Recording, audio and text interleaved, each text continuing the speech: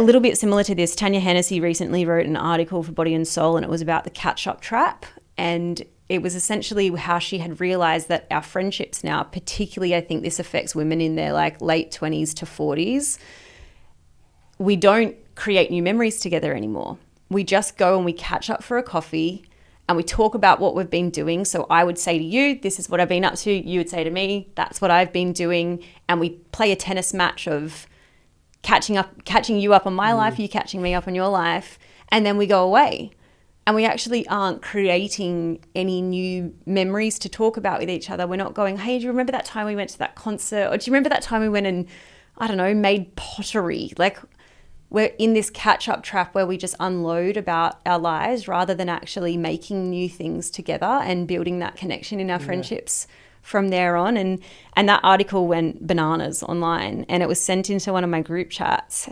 And the next week we were doing an escape room, which I was like, okay, that's interesting thing for women in their 30s to be doing. I ended up having the best night ever. I was so bad at it. Like, everyone else was fantastic at this escape room, but I had so much fun, and I really realised that I need to lean way more into that this year. Fuck, it's such a good point, Keish, because even as you're saying that, I'm thinking I'm going to pull on the thread and expand it a little bit and say that I think everyone's bad at that now.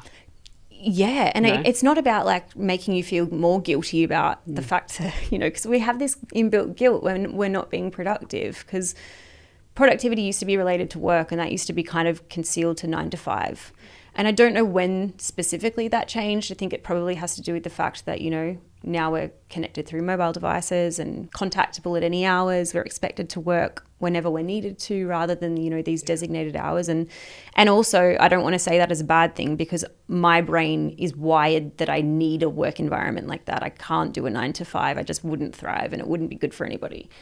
So I don't know when we lost it, but productivity has absolutely kind of engulfed every aspect of our life now. And I'm so sick of the guilt, even though I feel it massively. I feel the guilt when I'm not doing work, when I'm doing things that are kind of fun.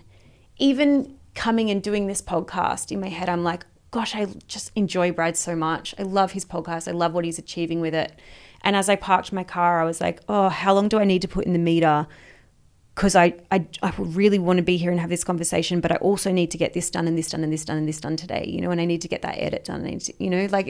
It's just so second nature that I don't know how I'm going to get out of it.